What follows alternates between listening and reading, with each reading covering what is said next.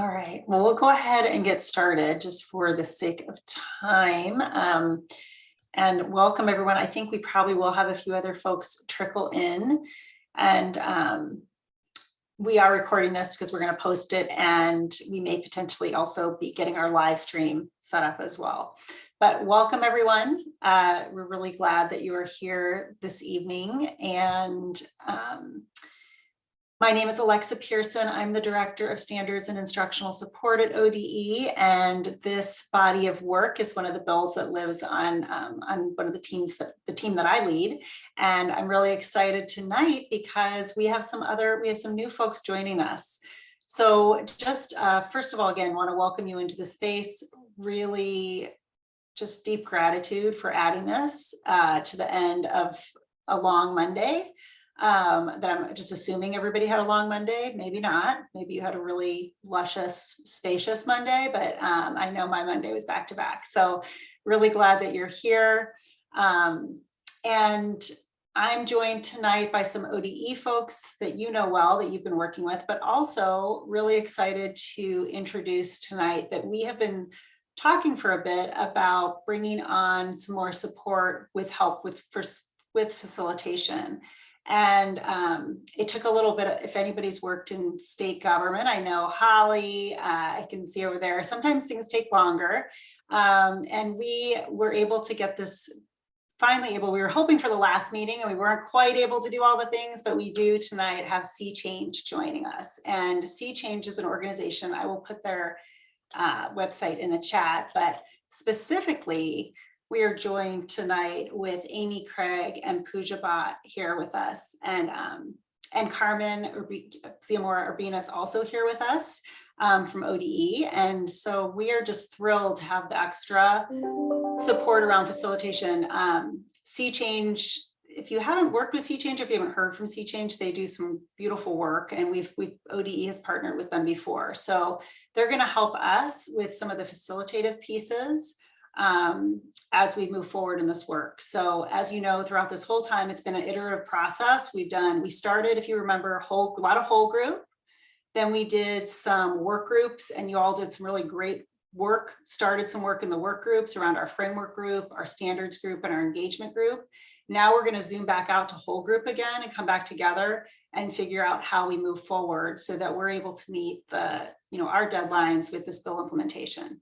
So again, I will now turn it over to, I think I'm turning it over to Luz with the community agreements right now, but just really glad that you're here, and thank you.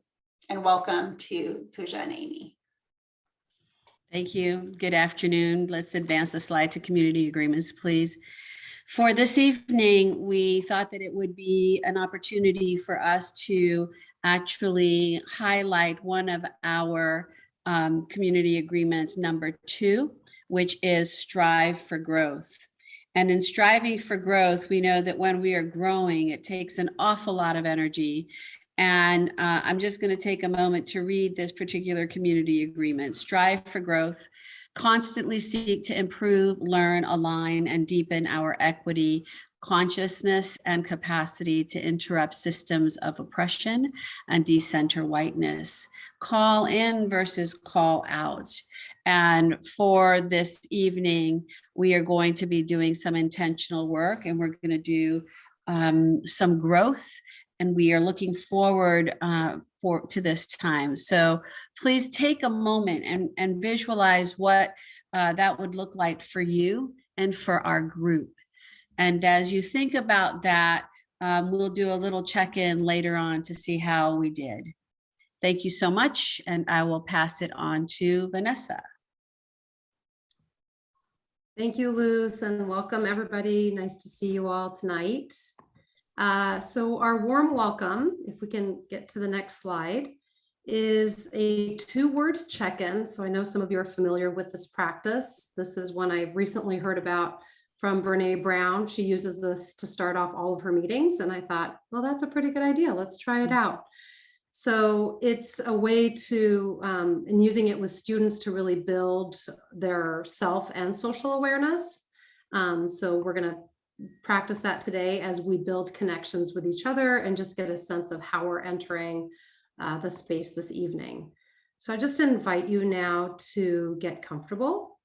It's probably been a busy day on a Monday, heading into May really soon. So position yourself in a way that feels relaxed. And if it feels comfortable for you, I invite you to place a hand over your heart and just take a couple nice, big, deep breaths.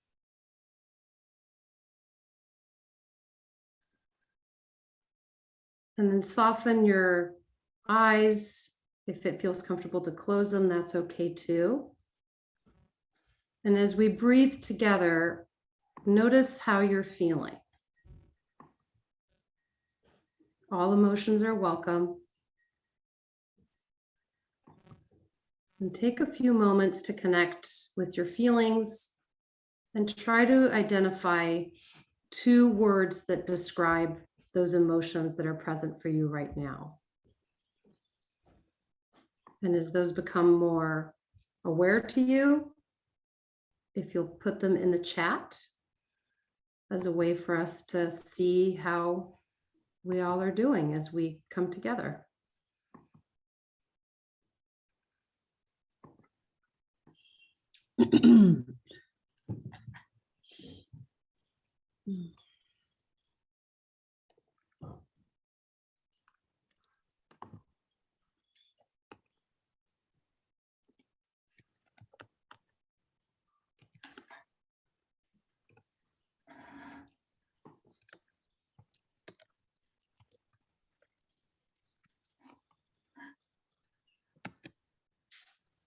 Engaged, twins, that's busy right there.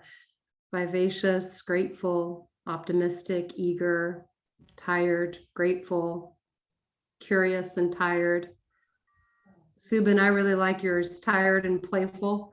And I think that's what I like about this particular check-in is that it allows us to just be our full human range of self, right? That we can have multiple emotions and ways of being at the same time.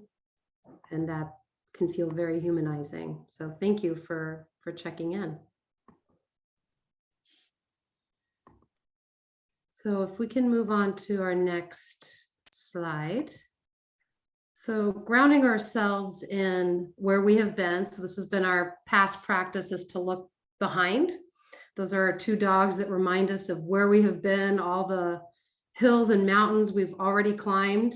And so since our last meeting, this is just some of the work that's been going on behind the scenes.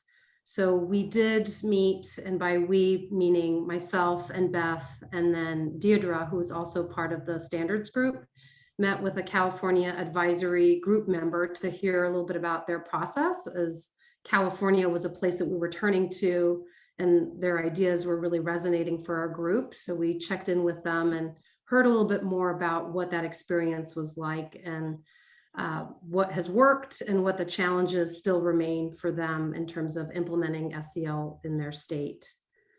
And then we did have 1 work group meeting for each of our work groups. So the standards met and looked at all of the feedback from our last advisory group meeting and made some revisions. And so those links are live and you can kind of see where we have left off. And the framework group did the same thing. So we took a lot of the recommendations and feedback that we received in our last meeting and then incorporated it into what is now giving shape to that framework conversation thus far. And then the engagement group created a survey. So that was the leaning that we were heading into. And so that's the survey there. All of that captures our ideas and what we were thinking of in terms of asking for some feedback. And then since then, we've also had 3 meetings with Sea Change to share our work and really think about what are the opportunities and challenges that we've been facing, and to really think about what is the best next step to take together in moving our work forward. So we've had 3 meetings around that partnership. So again, really grateful to have them engage and work with us. So that's where we've been. And then here's where we are now, right? We're at the tent, we're pausing, we're taking a moment, we're at the top, we're gonna scan and take a look And so Alexa kind of shared that, and you'll hear a little bit more about that today. So our intention here is to really reflect on our process and align the deliverables and engagement to our intended impact. So again, really thinking about what is the impact that we want to have, and then what is the work that's going to align to that. So we'll kind of do some reflective exercises around those pieces. And that's a little bit about our agenda, which should look not too dissimilar to what it has looked like in the past. And that leads us into our connection. So this one was a fun one to think about. So we'll be spending some time in breakout rooms to connect, build community, get to know each other better. And for us today, we're going to be thinking about big projects, right, that we're all a part of in our busy day-to-day lives, and to think about where you tend to gravitate towards. And so we're not saying any one is better than the other, but we want you to just kind of do some inner self-reflection and sharing.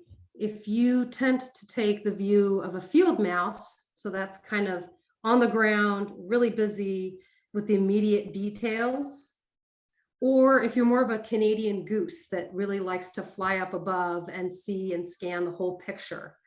So this actually, before it was a Canadian goose, was a hawk. And Amy and Pooja said, you know, I think hawks actually kill field mice. So we changed it to the more gentle Canadian goose. So just think about that for yourself. And you may find that you're in both, and that's okay. But just a moment to consider where you kind of tend to gravitate as you take on big, daunting projects. What kind of view do you take on? Oh, Daniel, I love that you always think about that. What happens when they love each other very much? They get a lot of things done. I think that's what happens. Awesome. So with that, I'm going to place this into some smaller groups, and we will come back in about 10 minutes and move forward with sea change.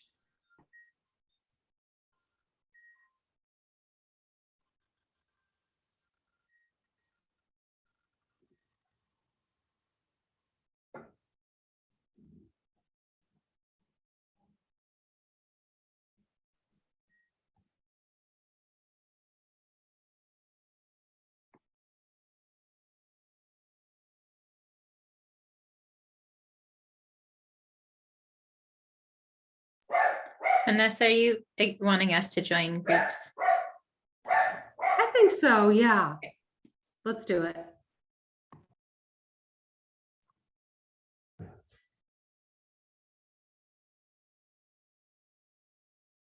Sorry, just trying to find my button again. And Amy, if it makes sense to not, that's okay too. I'll let you decide. Yeah, I just, when I click on the breakout room thing, now I get to see everybody in breakouts, but I can't find my join a breakout room button. It's okay. I'll stay out. Okay, sounds good.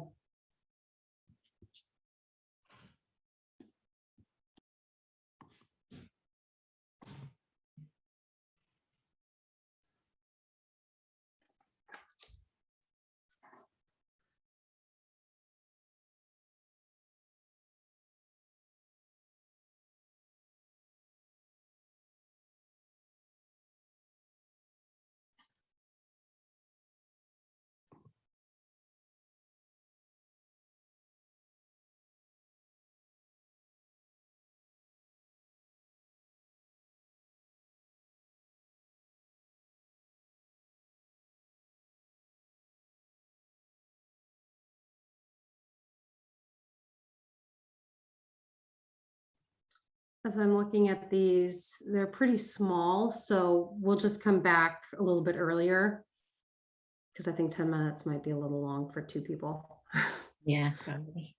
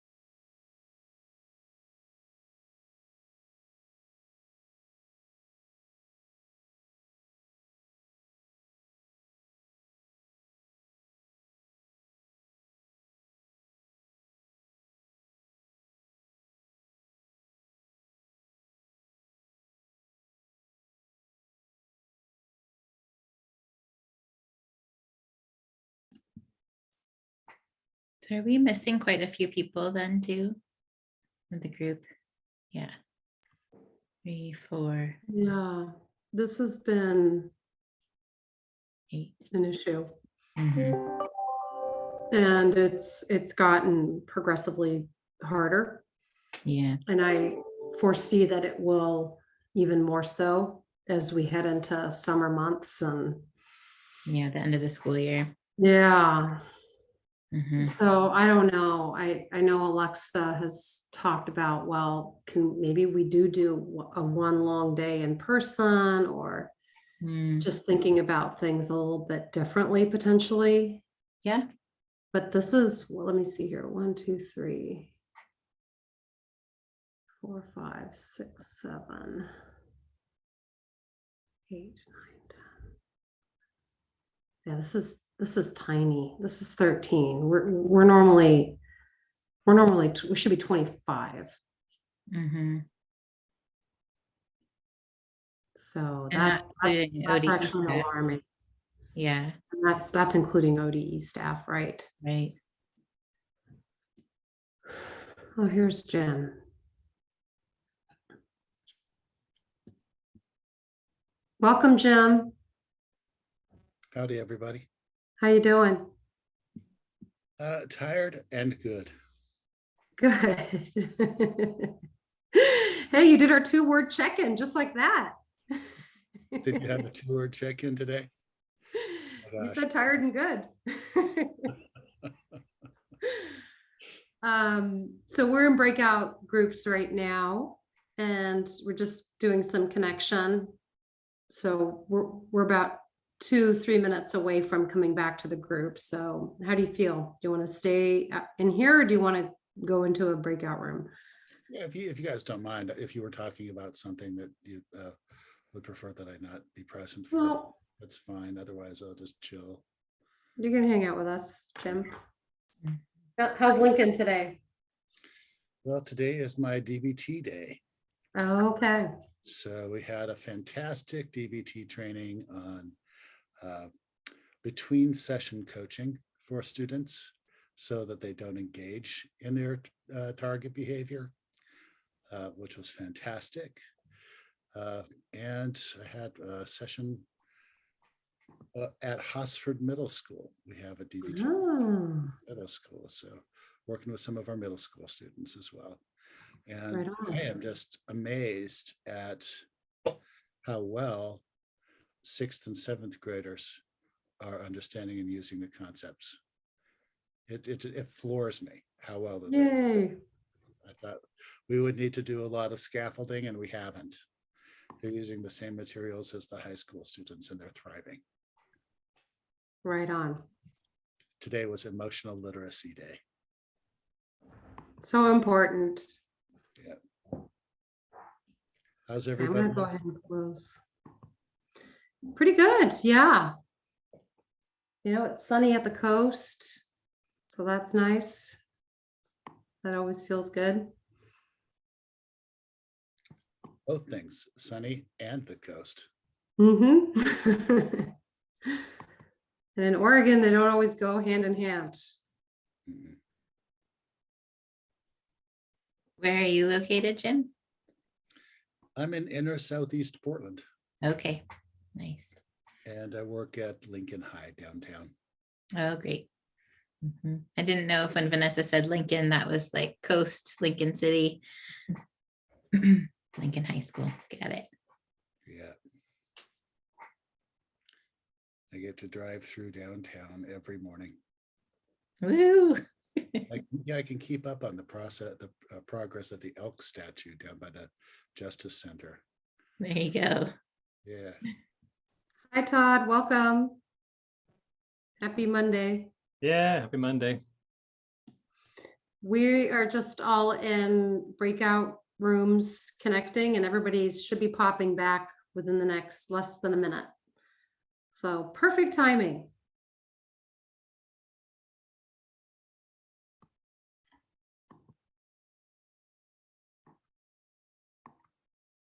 Yay, it looks like we're all back. Awesome.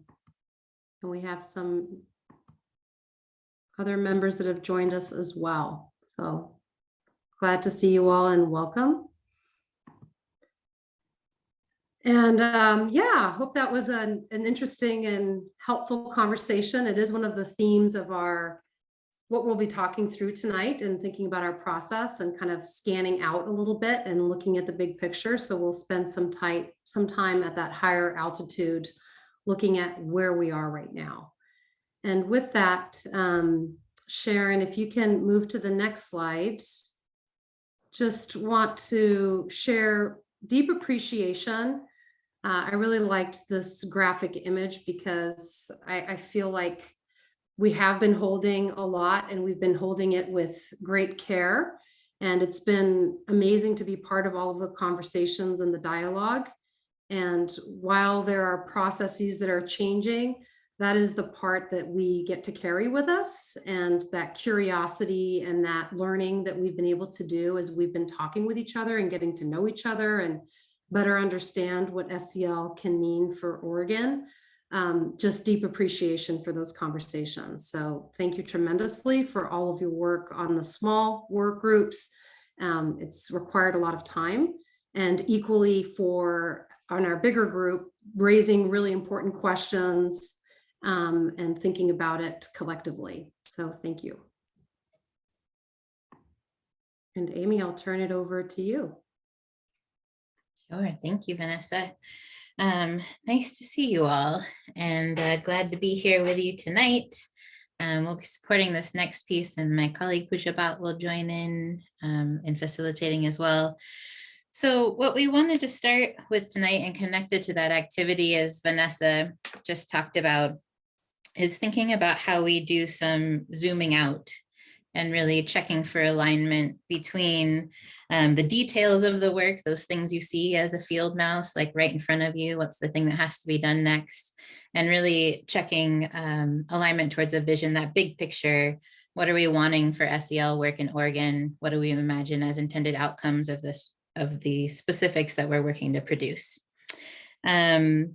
So as we prepared to come in and support this meeting today, we reviewed a lot of the materials in the previous meetings and know that you all are coming in with a lot of experience and expertise and this vision for what's possible for Oregon.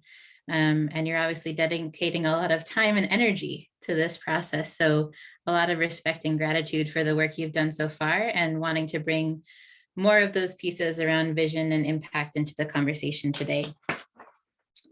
So as we start this conversation about alignment and connection, we want to get your thoughts on what that looks like. And we will spend a significant portion of today's meeting as a large group so that you can really hear all of what people are bringing into this space and be part of the same discussions. So we know that sometimes speaking in front of a group like this on Zoom is its own thing and can be uncomfortable. We'll try to give you independent think time and all of the pieces too, so you have time to sit with your thoughts. But we are hoping to create a space in which people feel comfortable bringing their concerns, questions, ideas into the full group conversation for the sake of the work. Because we know that you're holding a lot, bringing a lot, have experienced a lot around SEL, and we really want to create a space where we can all hear from each other and build that alignment together. So that's the hope for today. And also want to acknowledge that Pooja and I are very new to this process and walking in halfway through and walking in with a lot of humility and knowing it's going to feel different with us facilitating some of these pieces, and just recognizing that like change in process can feel uncomfortable and raise questions for you, and that's totally okay. We want to create space to sit with that discomfort of new people and some new process questions.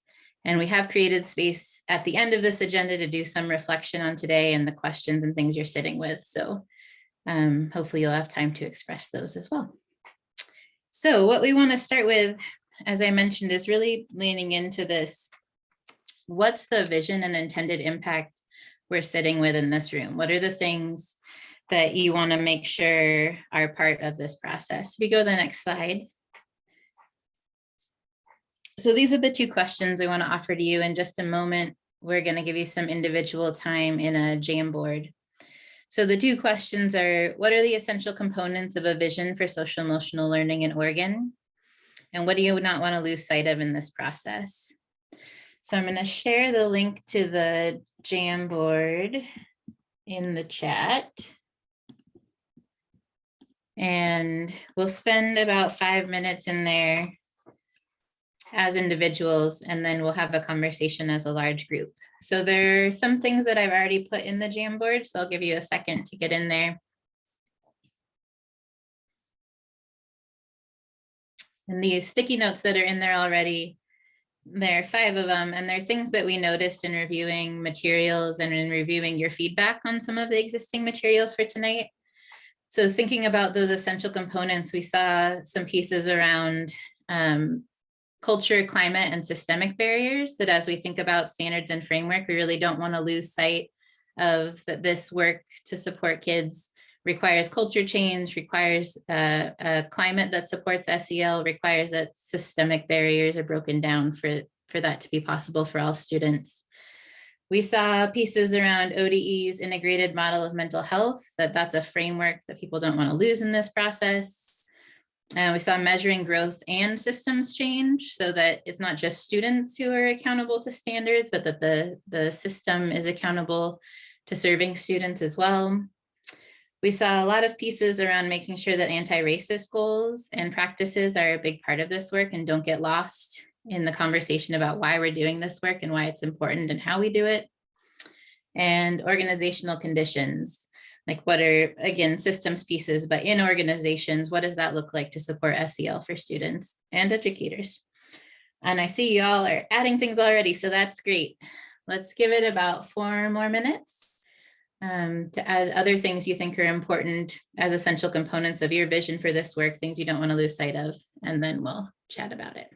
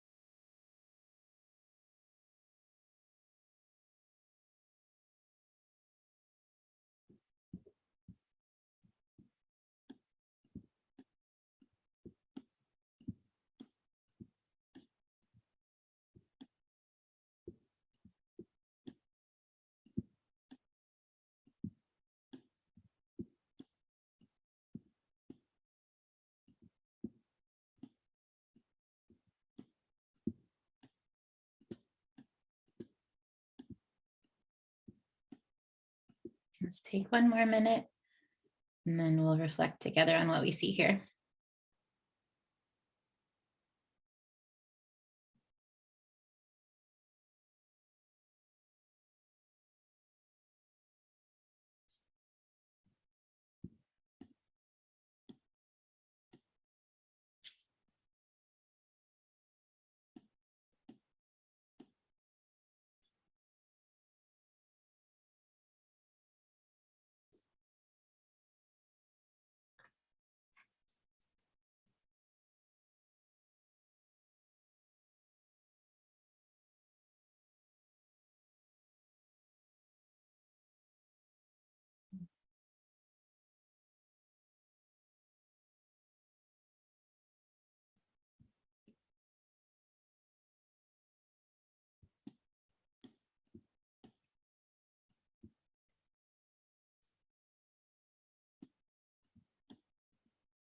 Okay.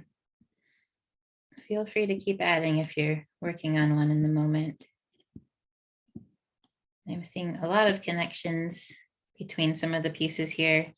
I'd love to just open up the conversation to hear, well, take a minute to look at others if you haven't already, and then to hear what you're noticing, what connections you're seeing or themes here.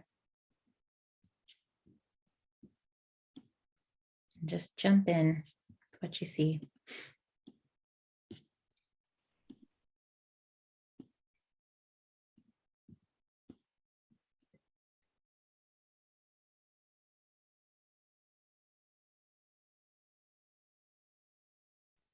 So just unmute and share. Yes, please. Okay. I really like the ones that are about being asset-based and that this isn't about fixing students or judging students or getting to school improvement to improve the ranking or standing within the state. This is about culture change to support learning and success for all involved. Mm-hmm. Yeah. So making sure it's not deficit-based, that we're not seeing students as a problem in it, but it's about culture change for everyone. Thank you. Others, what are you seeing? What do you want to elevate? Two things that jump out to me are integration. So integration across the school in every aspect, and then the inclusion of adults in various different ways. Mm-hmm. Integration and adult inclusion. Yeah, I saw quite a few that were about adults or supporting educators in the process. Thanks, Holly. Yeah, I think support for adults in doing this work in the implementation process and bringing it out. I think there's fear, like we've got a lot of standards out there, and that people really need to be lovingly engaged and part of that process. And we need to really think deeply, as many people in this group have acknowledged, about implementation support. Standards are actually the easy part. Even though they're not easy. Yeah, thanks, Daniel. So really thinking about implementation and how we, I think you said, lovingly support adults in this process. And recognizing that standards are just one part of the conversation and maybe even the easier part, like you said. I would echo that, and just thinking about just making sure that thinking about how this will actually, impact our teachers, because they will be responsible for a lot of this. So like, I really want to emphasize how we're going to support them before the standards are rolled out. Yeah. So how to support educators even before the standards are in front of them and are a requirement. What does that look like building up to that? Yeah, thank you. I think building on this idea of student voice, in particular, students of color, I think these questions around implementation, when you talk to students of color, they might tell us something about how social emotional learning has been done in the past, where it didn't feel like they were being valued or heard, or they felt like social emotional learning was a thin veil or some kind of disguise for some other ulterior motive. And and knowing that that's how people were perceiving social emotional learning, I think that what we're talking about here is a departure from that, right? What we want for a vision for social emotional learning is where it doesn't feel like that. Thanks, Zubin. Yeah, so thinking about in the implementation, really hearing students of color experience of what this could have felt like in the past, or maybe even feeling like in the moment, that it's some sort of veiled behavior, control, deficit-based, not sort of fitting in a certain way in schools, and how do we protect this process from going down that path? Yeah, thank you.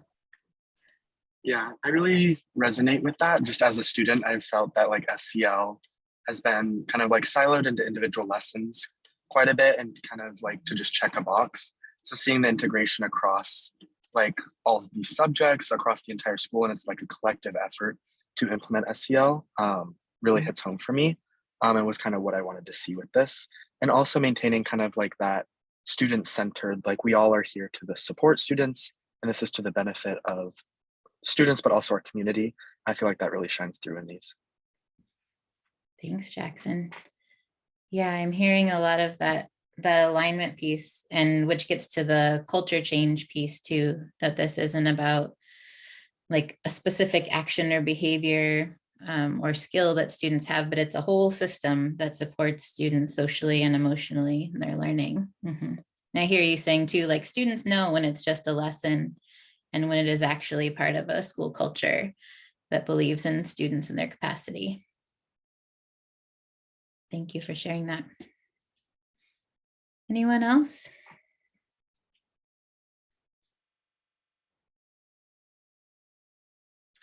So looking at this Jamboard, we're going to stay here for a few more minutes.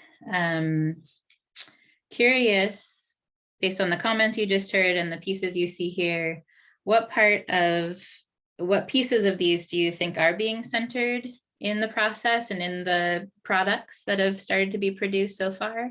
And what pieces do you feel like need to be more centered in both the process you've been part of and the products that are starting to be developed?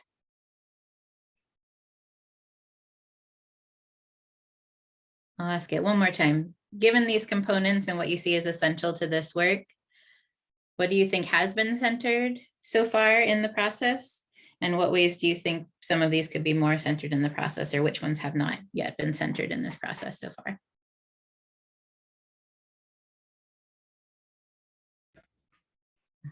Thanks, Andrea. Yeah, feel free to use the chat as well. But I'd love to hear more voices in the room. I don't feel like we've centered the student voice that Stephen's been talking about, because we haven't heard from folks, or like the information that we have gotten hasn't like been specifically about how we address SEL in a universal capacity in schools and or in an equity frame. Yeah, so not a lot of student voice, not a lot of hearing from marginalized students and their experiences of this work in the space. Thank you. Oh, sorry, Melissa. Yeah, feel free to add. To go back to the asset-based piece, could someone share, maybe Andrea or someone else, and what ways has the process been asset-based so far? What have you seen in the materials that's reflecting that?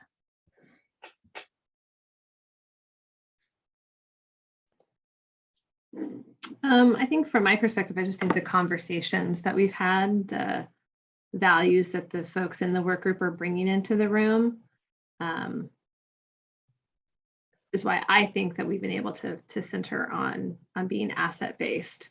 I think everyone who's here in this work group has brought that in as like a core value, and probably joined this work group out of a concern that it would not be asset-based, that it could go, and understands that it could go very wrong towards judging, fixing students, and being, as Jackson said, just like a lesson that occurs every other Friday. So you felt a lot of that in the conversation and in the folks coming into this room, that sort of like, we want to make sure that does not happen. We want to make sure that we're approaching this work from an asset-based frame. Thanks, Andrea. There's some sticky notes here about, I don't know how, like structural quality or like adult indicators or organizational conditions. And I think the group responded to that idea like positively. It resonated with a few different folks, and so it's shown up in various different groups. So thinking about the structural pieces has shown up in some of the group conversations in the work group. A lot of resonance there. Great.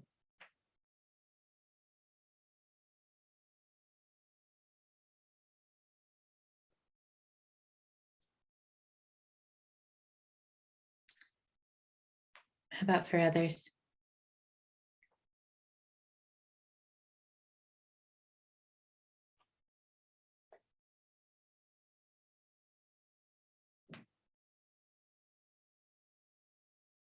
One of the ways I was thinking about this question too is if people were not engaged in the work group process, like we're not part of these meetings or these conversations, and saw the standards piece or saw the framework piece, would they see these components reflected in those materials? Or are there pieces that maybe have been a strong part of your conversation, but maybe have not been like articulated in writing in some of the pieces yet?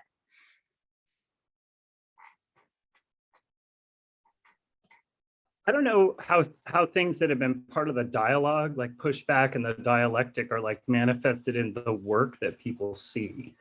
Yeah. But I think if someone's been here from the beginning, listening to the conversations, you know, and the energies, I think it's been a real concern to center like equity, to, like to make sure this isn't, you know, a manifestation of white supremacy. Like, you know, I think people are rightfully concerned about that, given how wrong it can go. And this can be, there's so many models that are SEL pieces that are really fundamentally about compliance to like a very tight parameter of normative, you know, behaviors and assumptions and values. And I think there's been concern about that, but I don't know if the person would see that like hovering and looking at Google Docs or whatever has been produced yet. Mm-hmm. Yeah, thank you, Daniel. So you've heard it and you felt it in this group, that commitment, and like maybe a check on how that shows up when we're putting things out publicly, or as we're moving into that space of the deliverables and the engagement. How do we make sure that that comes through? Yeah. Yes. And I'm looking at these sticky notes about cultural identity, anti-racism, racial equity, and things like that. Yeah. And I know a lot of this is just attributed to the really tight time frame for all of, you know, what we were trying to do. But I think the way, like a lot of the small groups, the work groups started, we were looking at what exists, where can we borrow, where can we kind of look at that, you know, whether it's the frameworks work group, looking at other state models, you know, as a starting place, and things like that. And so not that, you know, that's a bad starting place, and not that we can't learn from those various models, but you know, I don't know if any other state can tout how anti-racist their SEL standards or goals are. What we're doing is different. It's unique. There's an opportunity here. And so I think we would have to reach outside of a lot of the existing models, a lot of the existing ideas. And so, and I've heard and have seen the desire and the willingness to go there within the group. I just don't think we've had the time to really, you know, really dive into that. Yeah, I saw some snaps and some nods to that piece too. Yeah, that meeting some of these essential pieces means looking outside maybe of what has been done, or looking outside a set of standards to make sure that that those equity goals and really having an anti-racist frame on SEL is primary in the work. Yeah, thanks, Subin. I think maybe more will be unfolded as the standards are developed. I think it's the theory and what we've talked about and produced is when we talk about being high level, right? So then the mouse would be at the standards work. So that's where I think we're going to see, or we would like to see, as Subin said, the development of, at least I can say for myself, standards that are not just individualistic, so that are culturally appropriate. So I guess from my standpoint, I think we're still up here and it's hard to see right now. Mm-hmm. So it's hard to see until you get the details of what it looks like to know if those connections are present. I need more substance, I think. Need more substance. Yeah. Yeah. And our hope for today is, you know, really wanting to name some of these pieces so that as we do a check on substance, that we're always checking for that alignment to what our vision is and asking ourselves if it's showing up. Yeah. Yeah. I wanted to expand on what Subin said, especially around like student engagement or centering students. I Yeah. can't say like any other state really has done an exceptional job with that either, especially with moving towards like how can we have or empower youth leaders in this. I just haven't seen that in Oregon or really in any other state. So as we look out to other states, that's another, I guess, front that we need to improve on or can have the opportunity to improve on in this aspect. Yeah, not seeing that in other states, and like maybe Oregon could be a leader in having student voice and student experience really at the forefront of SEL work. Thanks, Jackson. Yeah. Wondering Me, I about, was just thinking about, I kind of moved to practicalities sometimes, maybe too soon, but Mhm. I think about our conversations that have said, okay, here's all these standards and they've got to be embedded. And so people are just going to do that. But recognizing how adults run, I think what I'm also just very concerned about is when we get done with whatever it is and it rolls out, how will it be received? Because you talked about what can they see from our process? And they're not going to see very much, actually. Incredibly rich conversation and us grappling with stuff, like Jackson so eloquently put it just now, that other places haven't done this yet, right? We have a very tight timeline, and I'm a little worried that we're going to end up with something that we just have to push out. And how will the adults who have to implement this take it when they just are going to see it as one more thing they have to do? And it's not just one more thing, right? It's a Yeah. big deal. So I have a worry about that part, that we'll lose sight of that. Yeah, thanks for naming that, Todd. I think you'll hear that that's our focus too, as we're working through this process, is like, how do we not just push things out? Like, how do we have a responsibility to the impact and the outcomes? And there's a lot that is part of that responsibility, because like you said, like we can tell people, here are the standards, do it in this way that we expect you to do. But when it really comes to implementation, how realistic is that? So that is our hope too, in the remaining process, is that we can really make that explicit and think about the ways we can hold that challenge and that responsibility in this work.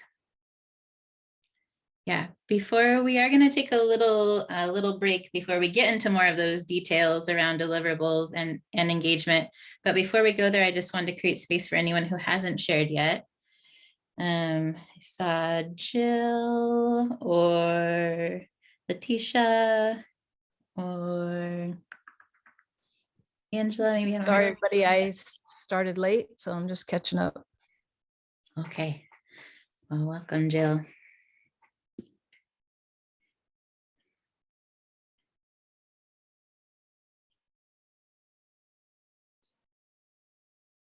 All right. Well, I think you'll feel that this conversation is very connected to the next conversations too. So we're going to keep holding on to these essential elements and vision as we move into more of those details about deliverables and engagement. So let's take a 5-minute break now. It's 5:22, so we'll come back at 5:27 and we'll keep going. Thanks all.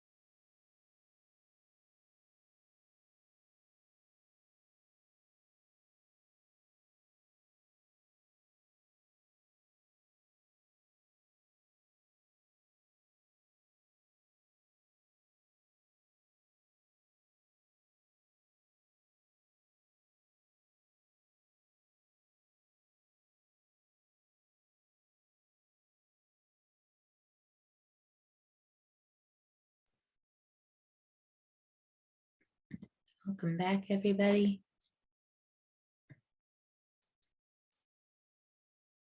Just saw the interaction in the chat where Holly said someone asked about the requirement of SEL minutes, and Daniel said all the minutes. All the minutes are SEL minutes.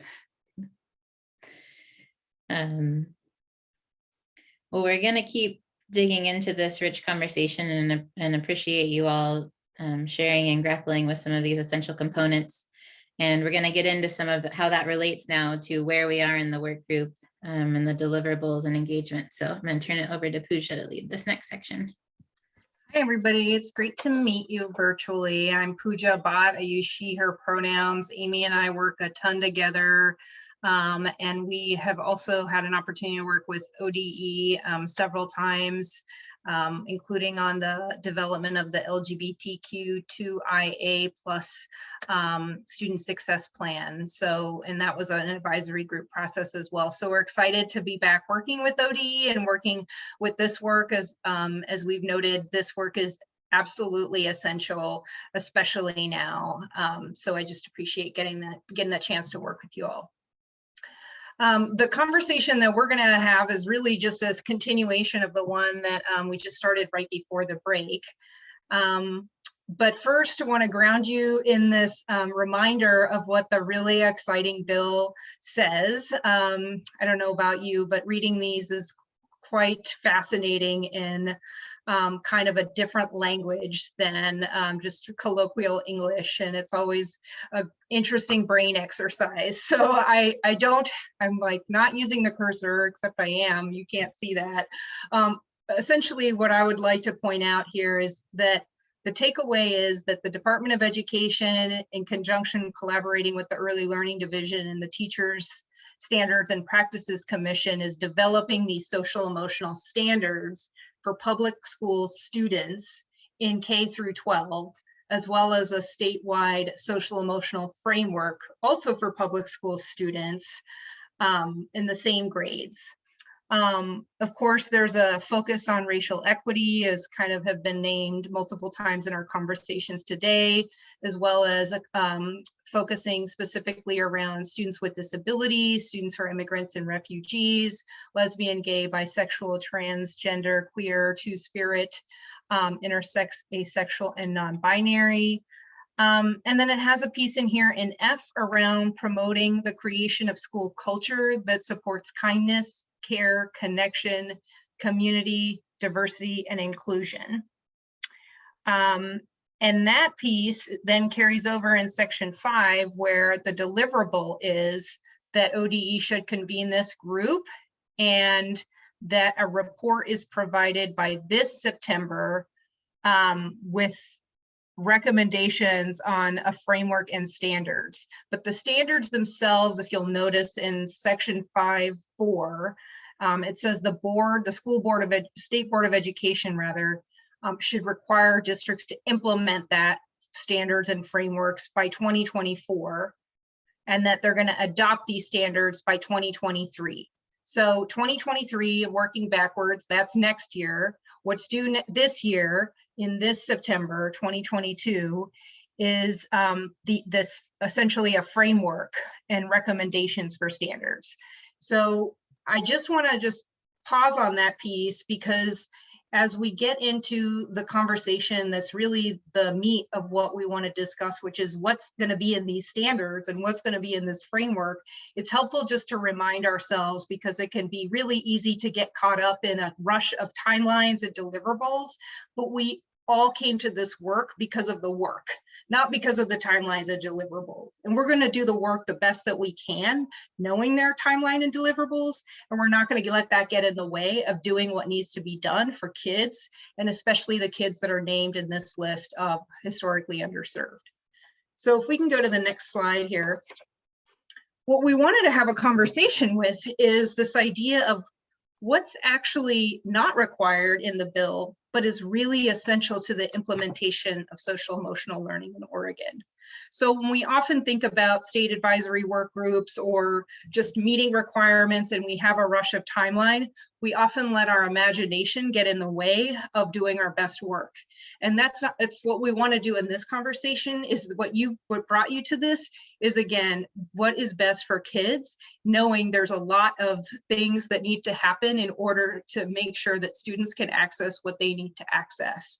And we started alluding to some of those things already. So for example, in the previous Jamboard exercise, on the question of what needs to be centered in terms of products and process in this work, a lot of stuff has already come up, such as educator voice, student voice, school culture and climate, and organizational conditions. So we want to take a moment here to just have a couple minutes of just individual think time. We'll just do 2. Feel free to put your camera off if you want to, and just think about this question of what's not required in the bill, but is actually essential to the implementation of the social emotional learning standards in Oregon.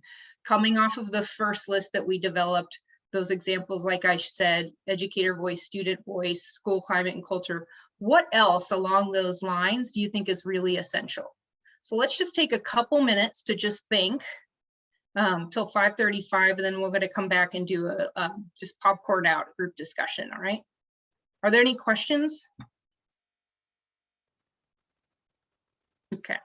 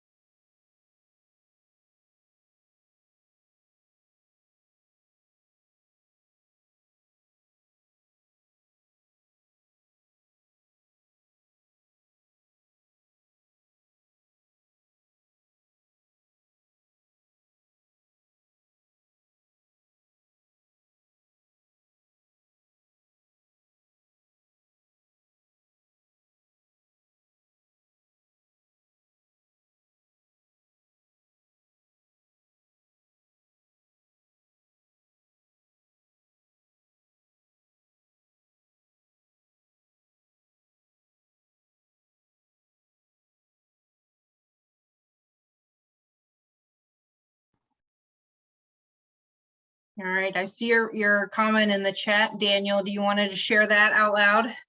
And I'd love to hear from others.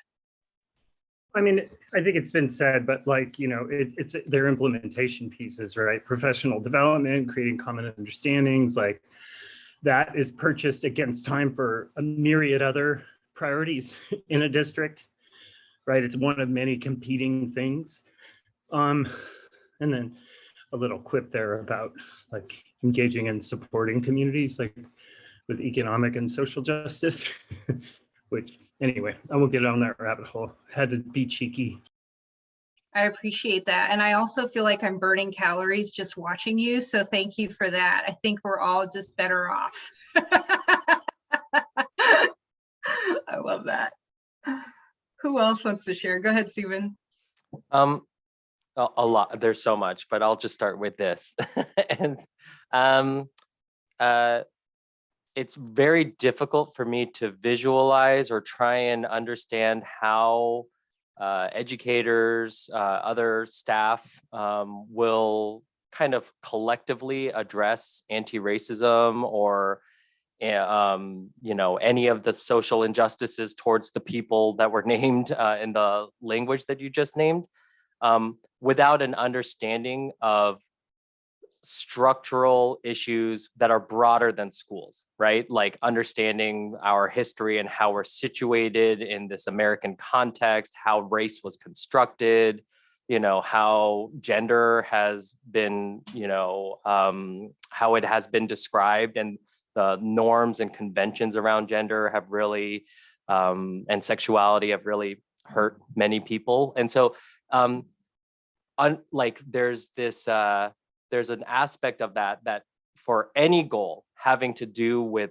justice, there has to be this underlying, I don't know what to call it, like individual reflection and learning that people are doing so that they can address these areas meaningfully. And by people, do you mean adults who work directly with Yes. students, right? Like educators in the building? Right. So for example, right now, I think it's fair to say that as part of teacher preparation or pre-service or whatever these things might be touched upon, but aren't necessarily centered as like critical components to getting the license or something like that, right? So these are things that I think, yeah, it kind of blows up the whole process and makes it much more difficult. So I think one of the questions that we need to kind of figure out is how could this be supportive of a broader movement, you know, a broader set of actions. Yeah, I appreciate that. What I'm hearing is it's really SEL is in part about building the capacity of the adults who work with kids to kind of explore both historical context and social context, but also maybe where they're even positioned within the conversations around anti-racism. Appreciate that. Jill, you want to go ahead? Yeah, I have lots of thoughts, but to narrow them down, one is, I think Daniel was talking about SEL curriculum, and we at Portland Public School just finished a year-long adoption process that was pretty extensive and engaged many stakeholders. And we only came up with 2 K-5 programs, and they don't even match our anti-racist, trauma-informed criteria. So we're going to have to write curriculum. And so that's like, what are we going to, so any standards we write, it's going to be hard even to have curriculum that addresses those. So that's really worrisome, and that people will just adopt SEL programs and say they've done it. And then the other piece is, when you were reading the charge, you know, the emphasis was on student standards. Yeah. It is student standards, and that just makes me so worried. Why does it make you worried? If we just, a lot of what Subin was saying, if we're just writing student standards, it's going to be all about the students and fixing the students, and really SEL, like the larger movement that SEL is about adult and systems and structural change. I would just assume not have student standards if we have to rush through, and I don't know, it's just really, it's scary. I hear that. Kermit, I saw you unmute. Hi. Did you want to share something on that note? I feel that, so addressing your questions and just, you know, highlighting what Jill just framed for us, it is that we tend to work in a cookie cutter, right? These are paradigms. And so what I would say, how is it that we dismantle the cookie cutter and be able to create innovative ways where we know that this is challenging? And that we also know that in the paradigm and the current context, in the times of extremes that we're in, how do we create all the available conditions for the adults and be able to go deeply into what that looks like, sounds like, and feels like, so it can manifest in real time in the classroom? Because right now, you know, I know for a fact we have our babies, kindergartners, you know, African-American, Black babies suffering from racial battle fatigue because of the conditions that are currently being created. So there's a higher level of responsibilities and authenticity that we need to be able to have a conversation around what it looks like, sounds like, and feels like, and think outside of that box. And understanding also that in that space, our part of our work is going to have to be with adults in that system change, from our superintendents to our principals, from every single level. And that's the challenge, right? And that's why I appreciate that we have to present a structure, but our current values at the Oregon Department of Education are very clear around equity, racial equity, and anti-racism. So that's not even a conversation. That's not even a, you know, that's a non-negotiable. And community engagement and being in the right relationship with community and being able to do that authentically and co-creating, that's a core value that we have and that we bring. So I feel that those are the conditions that, as we're moving forward to our first deadline, because we work in deadlines, we work in a system, you know, we can completely blow it up, right?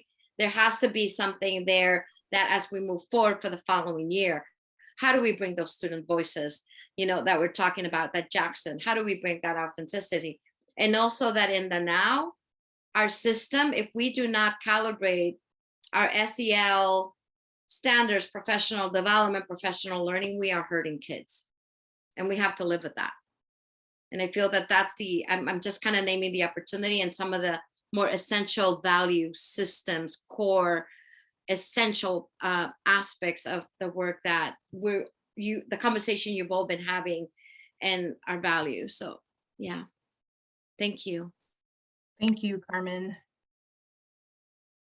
Well, I'm hearing and seeing this chat just like, this is awesome, of the conversation about both what Carmen said, just building off of what Jill has said and what all of you have been saying for the course of this meeting, which is that perhaps that a laser focus on the standards that are clearly in the legislation focused on students alone is maybe not sufficient for this group to think about how it actually applies its racial equity lens and its asset orientation. So in other words, I guess my question for you all is, what would it look like to use the framework as an opportunity to name the other components of the system building that need to actually be in place in order for students to have what they need in terms of social emotional learning?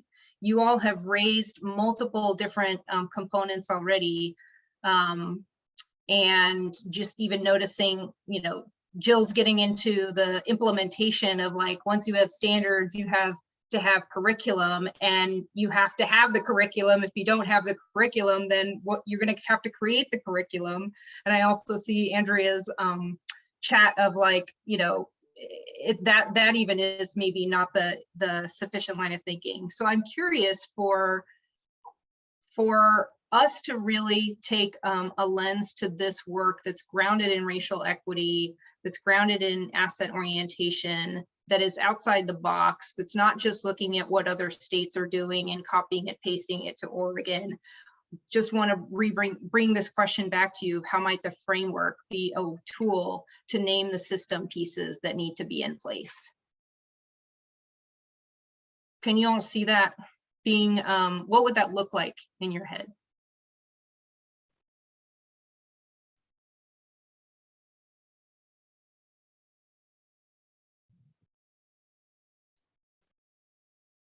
I think the framework group, to Holly's point, and being on the framework group, I think we were trying to get to that place, like naming some different ways of thinking and going about this work, as opposed to, you know, the old models of education. And I really appreciate what Carmen was saying, and definitely aligns with my thinking, this cookie cutter way of doing things, or the old mentality that there's a silver bullet that is going to fix everything.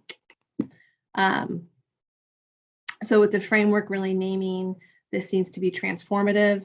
It needs to involve community in an interdependent way. It needs to be about student and educator voice and co-creation and co-sharing. And, you know, could the framework then also include some notion or idea that this isn't, SEL isn't like a content area the way that I think of math, or that I think of language arts, or I think of science, but how do we begin to integrate SEL as a part of how we instruct students and how we build community with students, as opposed to a curriculum we purchase, train teachers in, and then send them off to teach in specific lessons. And it even pushes us to be thinking and asking, and I really appreciate a lot of the transformative SEL research and papers. They're even pushing the idea that content should be taught in these individual blocks of content time. It's similar to the conversations we've heard out of the essential skills focus groups and work groups, this idea of, rather than a 19th or 20th century model of learning, how are we moving into more of a 21st century model of learning, where we're honoring the students' funds of knowledge and assets, we're honoring sort of new ways of thinking and collaborating and bringing content together, and we're really thinking about the social aspects of learning, and how do So how do we bring that into the framework? I think we've been trying to, and that's where a lot of the conversation has been had. I don't think the framework is there. And I worry with everything that comes out at the state level is that that will not be understood and culture change will not happen no matter how hard we try. I just have a clarifying question, if that's okay Sure. to ask. So are we starting from scratch, or are we using the work that was already started? So I might have missed something because wasn't at the last meeting, but I'm just, if anyone could clarify, that would be great. It's just maybe I'm the only one confused. No, I'm happy to start, and then Amy, my colleague, will jump in. We're not starting from scratch. Clearly, I think this is the 6th meeting. What we are trying to do is just recenter and reground ourselves in what the vision for the work is, with both weighing what the bill says, which is in some ways it's the bare minimum, and aspiration of what is actually essential for SEL. So we're trying to bring both of those pieces to the conversation and not lose any of the work that you've already done. Amy, did you want to add? No, just adding to that, part of what put us in this direction for this conversation is seeing some of the feedback you all had given on the existing materials and raising questions about those systems and structures and adult pieces and where those live. So really honoring the work that's been done and the big questions you've been sitting with, and wanting to connect to this vision so that we don't have those unintended consequences that a lot of you are naming in the process. Yeah. So it is, I imagine, feeling different in this moment, and we're working to create those connections to meet the deadline and deliverables. Mm-hmm. I wanted to go back to Fran, just wondering if you could expand on your comment in the chat about the recommendations being a little bit broader, I think. I can try.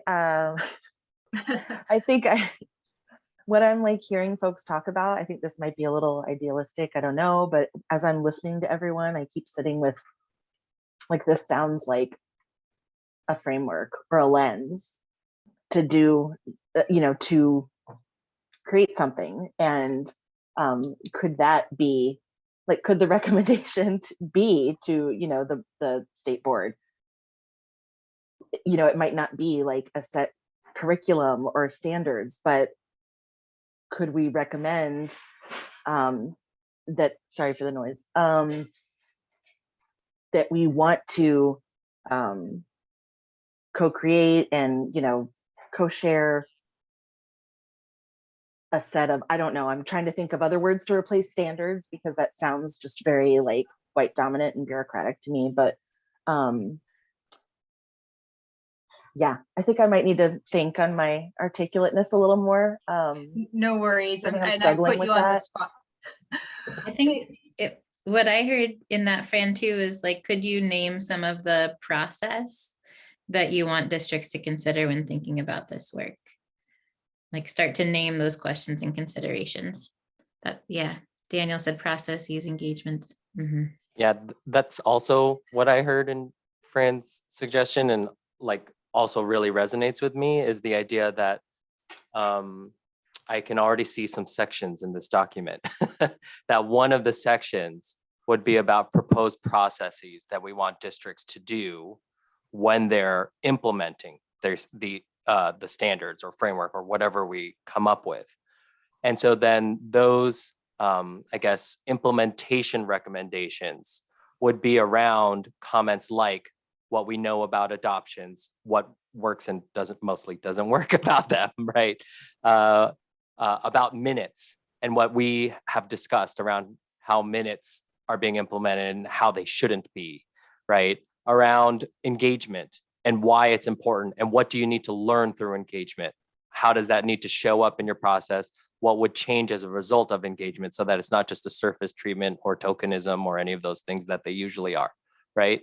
And so I think those like implementation recommendations aren't necessarily required, or maybe they are, I don't remember. Maybe, and then I think those go hand in hand with some of the things that we've been discussing around the framework and standards for children, for adults, for teachers, and so on and so forth. Yeah.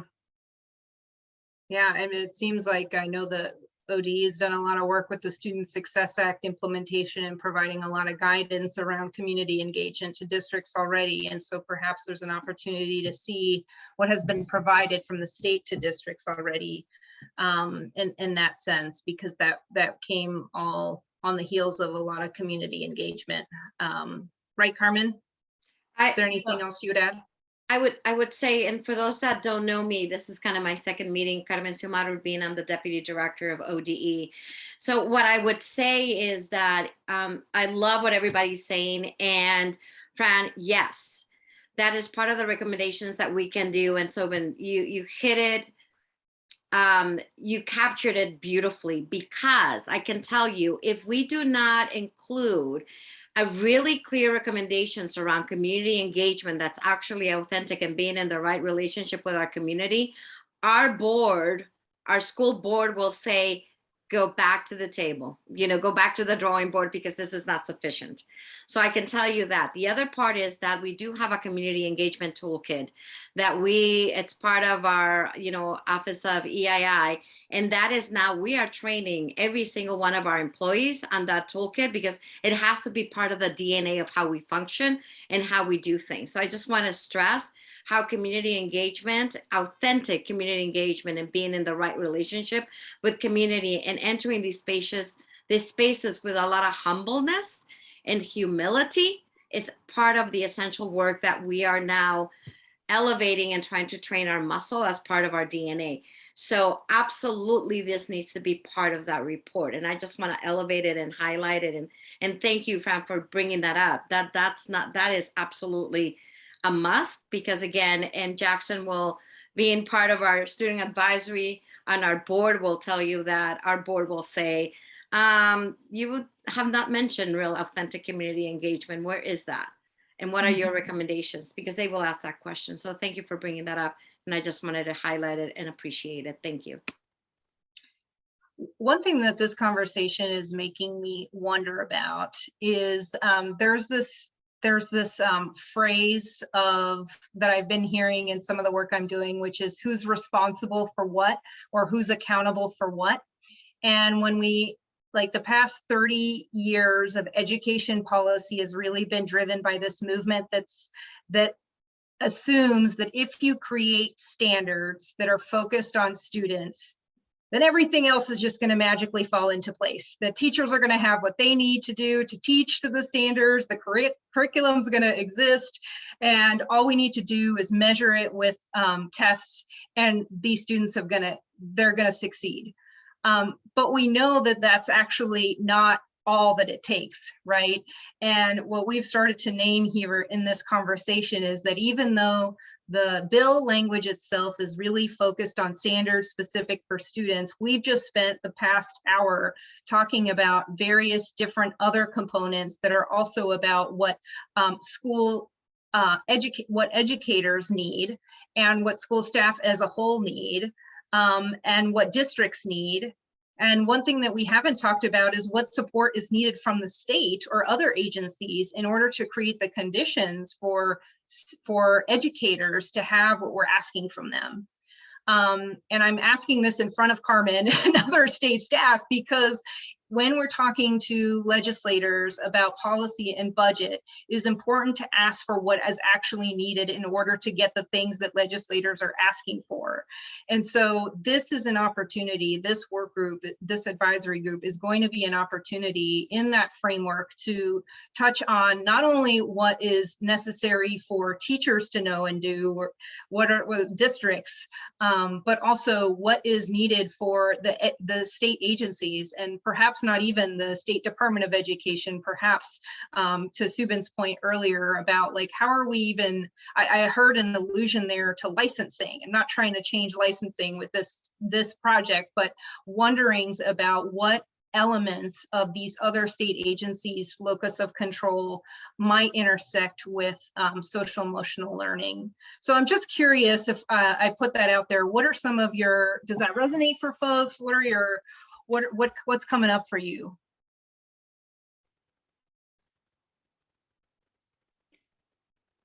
I did see Vanessa's comment in the chat that speaks to that a bit too, about the frameworks group talking about accountability for the system, what it looks like, feels like, what would the conditions be? It seems very aligned. And Holly's comment about ESDs too as a system Yeah. in the work. I personally have like an immediate reaction to that question, Pooja. Just in the constituency group that I work with, educators. Oregon is still very much a local control state, and ODE has some authority and doesn't have some authority, and has some influence and doesn't have some influence, and is often positioned by district leaders who may or may not want to do something that is coming from the state as either the good cop or the bad cop. Sometimes the same, sometimes both by the same district. They're a huge piece of state support, a huge piece of the state implementation has to be at that district leader level.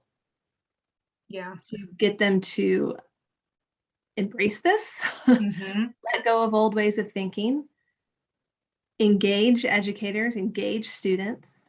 And I don't know, well, I do know, not all of our school district leaders are there. And so that's a huge area of concern for me. I do agree. I think the ODE Community Engagement Toolkit is probably one of the best things that ODE has put out in a super long time. I love it. I think it's great. And I know many districts are unaware of it or is still at the ignore stage of community engagement.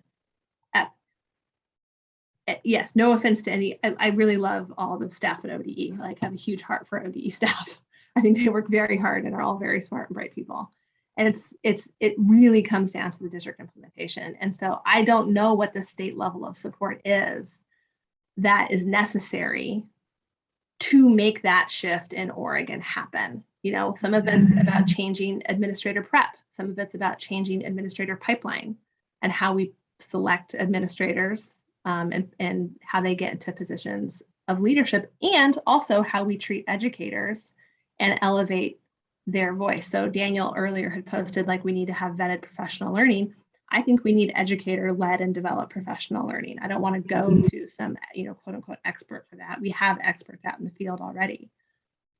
So I don't know how to answer that question, Pooja, but that's for me, like, I have a very visceral reaction to that level of implementation. Yeah. Well, that's a really good segue. Go ahead. I was just going to say that Andrea made me think that this work is really relational. So when we're talking about social emotional learning, it's all about having those relationships. So I was thinking about, because I used to work for ODE and now where I sit at the ESD, when you were at ODE, so the role of the state is really to help develop that guidance, but the staff at ODE, it's impossible for them to have relationships with all of the districts and all of the people within the districts. And each of those districts have their own unique context and own unique circumstances. So it's really tapping into the leaders, and that could be educational, it could be teachers as well, or it could be paraprofessionals, it could be family, students, and developing those relationships in order to make this work come to life. So I just wanted to throw that out there because Andrea, you made me think about that too. It's like, what's the role of the state? What's the role of the ESD, et cetera, as you're moving down? Yeah. Yeah. And we'll have more time to talk about the roles of various parts of the system as we go forward in the next several meetings. But this part around engagement and different stakeholders, for lack of a better term, is a really good segue into the next piece. I'll let Amy lead. Yeah, I think I'm just excited about how all of this is flowing together and the pieces that you're raising about the work, because I think there's like what I'm sensing is this is really big work and you're not alone in it in this work group, right? Like we talked about the community engagement toolkit. There are lots of work that others are doing to think about how you shift district leadership and what that looks like to support district leaders in new ways, especially around anti-racism work. And so part of what we want to start thinking about in engagement is like, how do we create those connections to existing work and existing conversations that we don't exist in a silo of these pieces, and connecting to this big vision that you all are voicing for this work, that it doesn't just live in a set of standards focused on students, but that we really think big about what this group can say, what this group can put out to put us in a direction where SEL is integrated and it's a bigger conversation about how we support adults and systems as well. So we just wanted to start this conversation about engagement today in this frame, knowing that there has been an engagement group, and there was thought about a survey. And to some of Carmen's points, we really wanted to invite a step back from the survey, because we're not sure that that's actually going to get you the kind of feedback from being in relationship with folks that you're wanting in this kind of process. And so we wanted to invite thinking about what do you see as the purpose of engagement in this moment? So in this phase of work, knowing that you're at this level of conversation, really thinking about how we put out products that get to those systemic pieces, how we name what's needed around implementation around SEL. Want to hear from you all, and again, just the start of this conversation about why is it important to engage others, and who's it important to engage in this moment. And then a second question around what do we want those we engage to know and feel about this process right now? Knowing that we're in this moment of trying to think of what this product looks like. If you go back to the Jamboard, and I'll share the link again, slides 2 and 3 have these 2 questions in them. And because we have limited time, I want you to just pick one of those questions, one of those slides 2 and 3. So the questions again are, in this phase of work, why is it important to engage others, and who's it important to engage in this moment? And the second question is, what do we want those we engage to know and feel about this process right now? So knowing that when you put things out publicly, people have reactions, assumptions, feelings about what you put out, and want to get a sense of what you're wanting them to take away. So we're just going to spend 5 minutes in the Jamboard. And again, if you would just pick one of those questions to think about, to really center us on purpose of engagement right now. And then we'll keep going. So 5 minutes, you can turn off your video if you'd like to, or leave it on.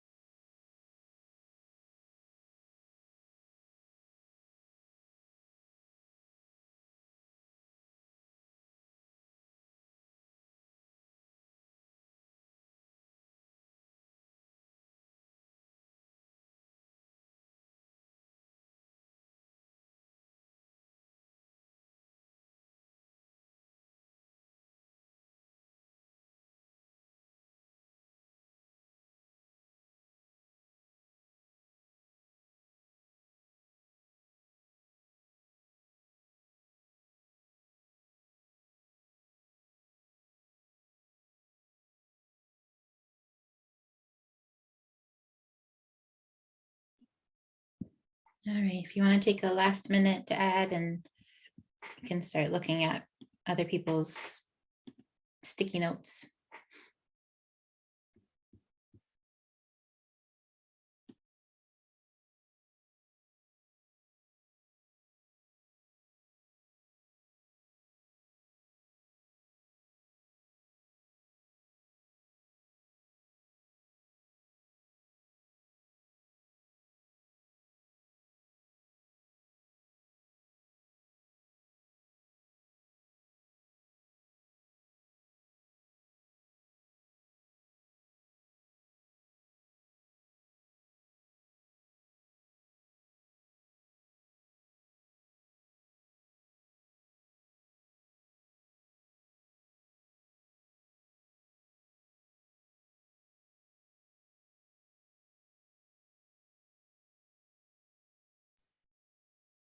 Okay.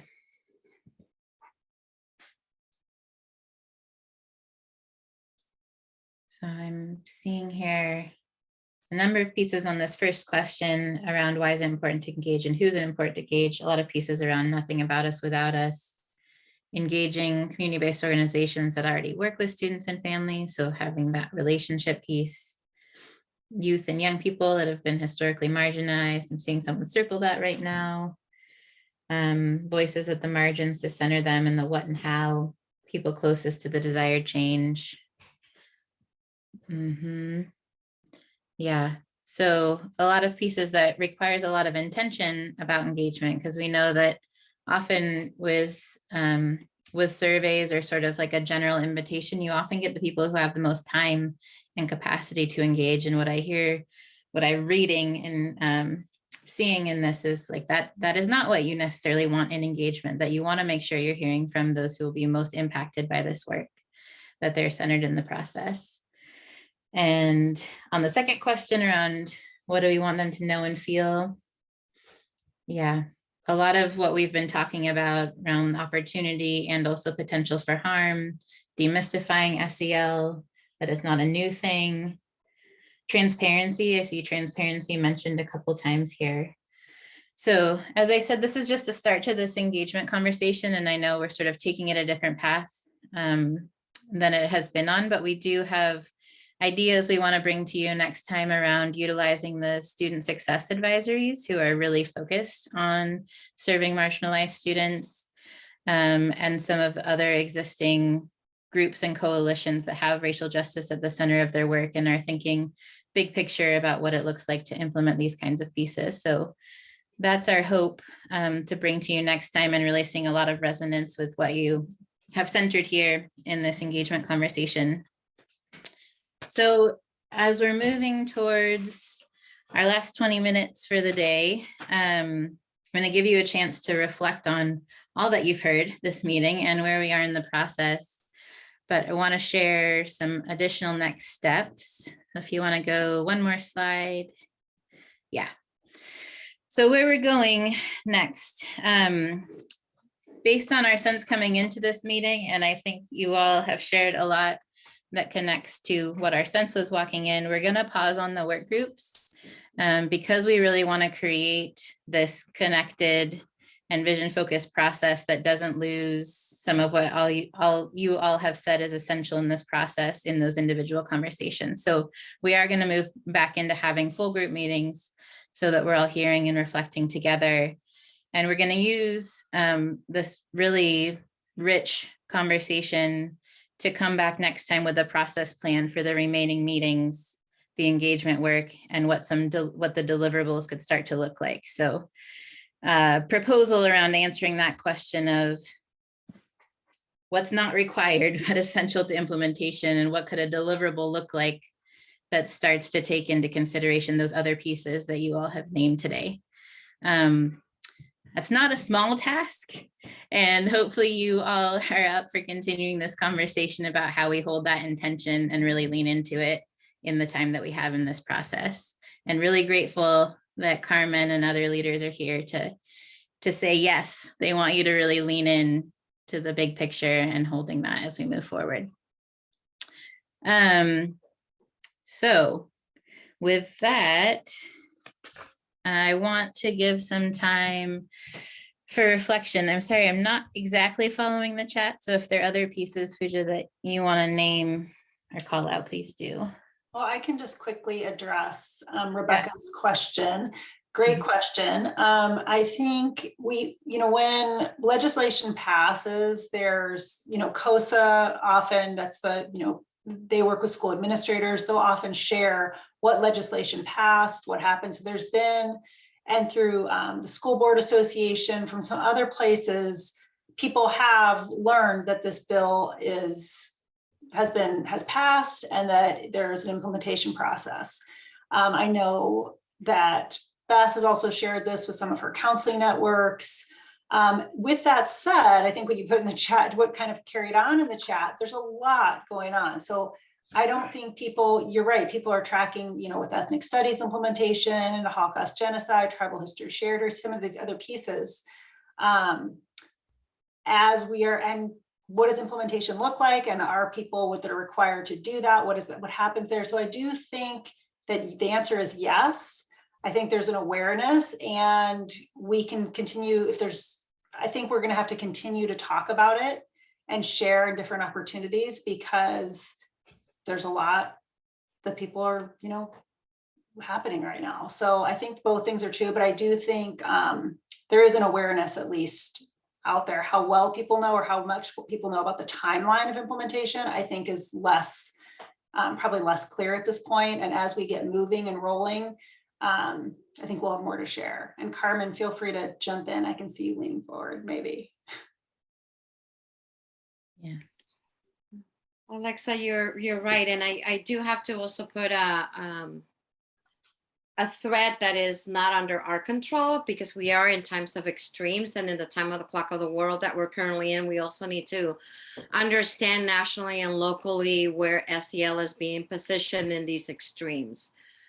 And SEL, critical race theory, et cetera, is, I'm just going to name it, it's being weaponized. And so I know that we're very conscious of that as we're moving forward with this beautiful and amazing conversation, and our children deserve. But I do have to also say that this work is also under attack. So gotta name it, gotta say it. And I know that our team is working really deeply with some communications to communicate some talking points, what this work is.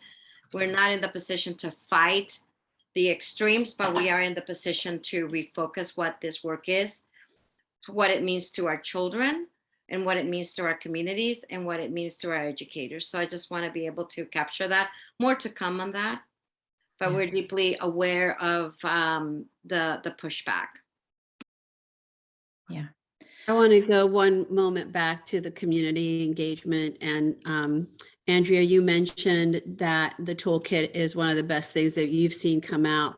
And I wanted to just share with everyone that with our next iteration of applications for the SIA, we have highlighted, and we are talking to the ESDs as well as school districts about the integrated guidance. And if you haven't seen it, it's been published, and it's a document that has everything that they need, and we are out there promoting that.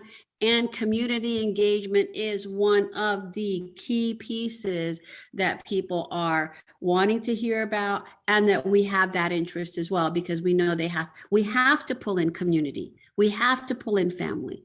And so I just wanted to let you know that is happening. It is going on, not just within the agency, as Carmen mentioned, but it is being pushed out, and ESDs are being tremendous partners in that work. Yeah. Thank you. Thanks, Liz. And saw a lot in here about people feeling and agreeing with the importance of communications, and how important that is in that moment. So I'm glad ODE is thinking about that and getting that support too. So I want to share this document, a Google Doc, in the chat, which we want to use for reflections, feedback, concerns. So curious what's sitting with you today. Questions, feedback, concerns that are top of mind as we move towards closing. We know that like I said, we entered in the middle of your process. We raised some higher level questions today, invited some thinking at that goose level, the Canadian goose level or the hawk level. And so really appreciate any feedback you have, any questions you're sitting with. You can put your name or not. And then there's a space for what you want to add. And then we'll give it 5 minutes so you can read other people's too. And you can add in the far column any +1s, things you agree with, or comments that you'd like to. So we'll give that, let's give it 4 minutes, 6:22, and then we'll keep going. Yeah.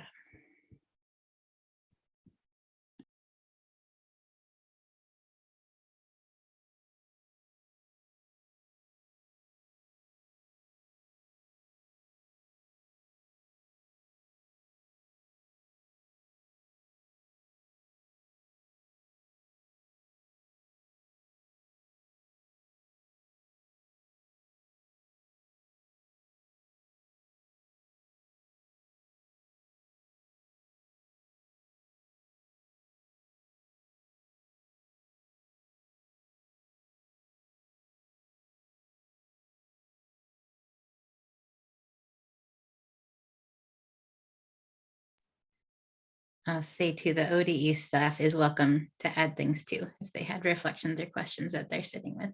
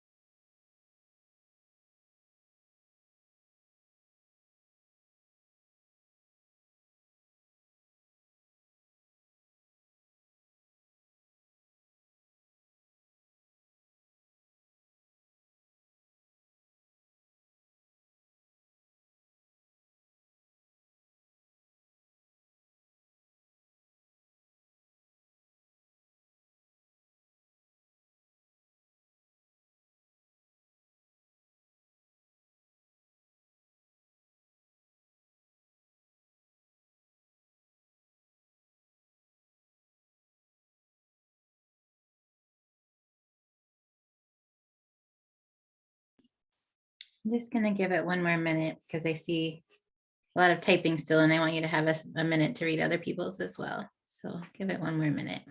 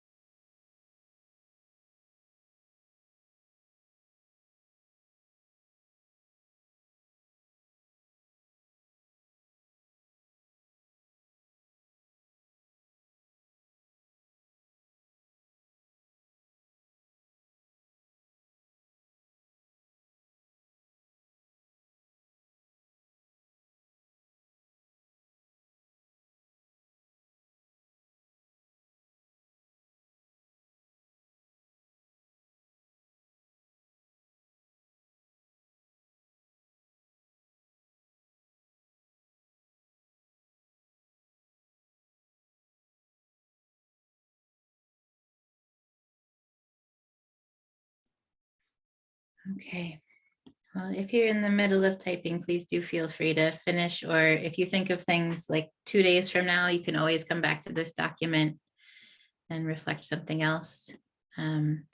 Appreciate you all jumping into that conversation and bringing things into this space, and also holding the, I think a couple people named like the messiness of it, the challenge of coming into the middle of a process and how this relates to where the work was. So knowing there's a lot to sit with, and that we'll come back next time with hopefully a little more clarity about what this looks like moving forward. So I'm going to turn it to Vanessa now to close us out. Thank you so much, Amy and Sea Change. And it's actually Luce who's going to lead us in just a little self-reflection. All right, so we started the session with identifying the community agreement we were going to focus on this evening, and that was striving for growth. And we would love to have your feedback. Just kind of think for a moment, how did we do? And how did I do? How did you individually do? And we would love it if you could please put in the chat where you are. If it's a 1, little practice, if it's a 2, some practice, 3, continuous practice for the time that we spent today. And that will give us an opportunity to just attend to that community agreement and see how we feel about the work we did tonight.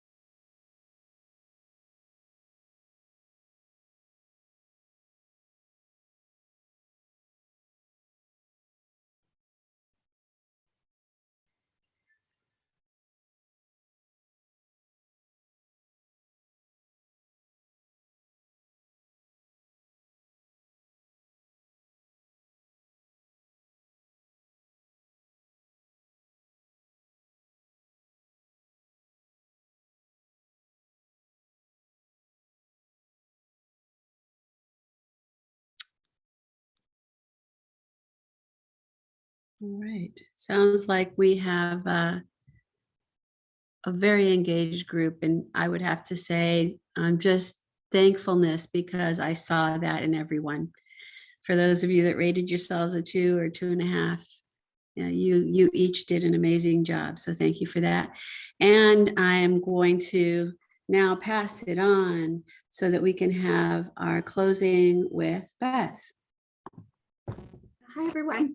We just wanted to end with how are you feeling? So I am feeling, I am thinking, I am believing, I am wondering, I will.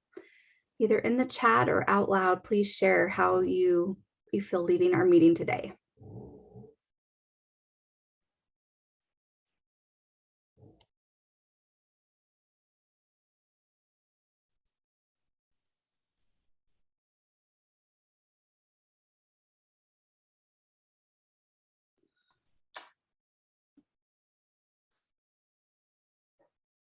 And just as we're wrapping up, I just want to, I know people came in, there was a couple of folks who came in late today. And so I reading some of the comments that were in there saying, okay, what's, feeling some disequilibrium, where are we?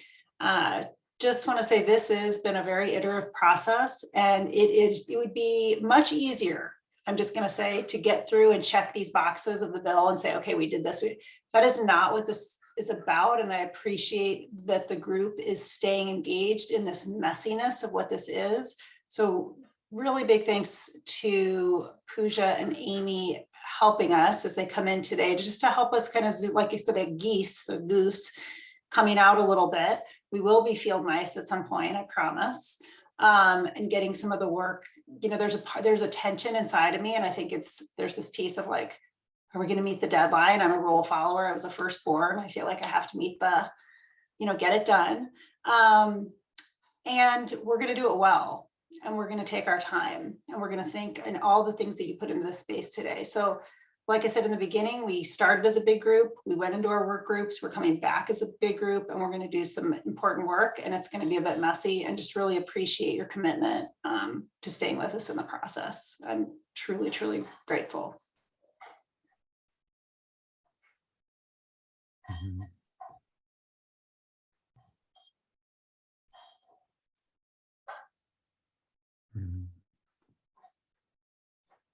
Thank you, Alexa, for naming that.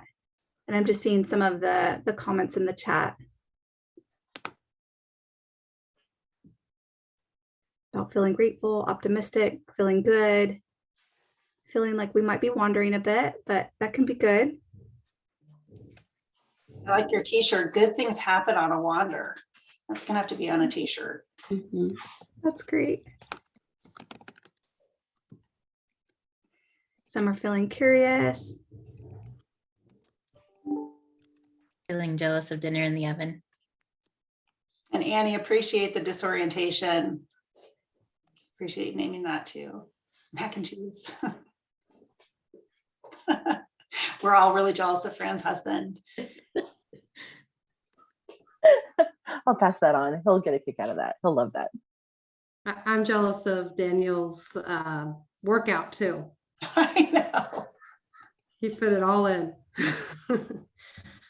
Well, thank you all. We're going to close off. Really appreciate your time, your energy, and your love for this work and for each other. And I'm feeling that with you all, and just really look forward to our continued conversation in a month from now. So be well, reach out for anything, and we'll see you on the other side.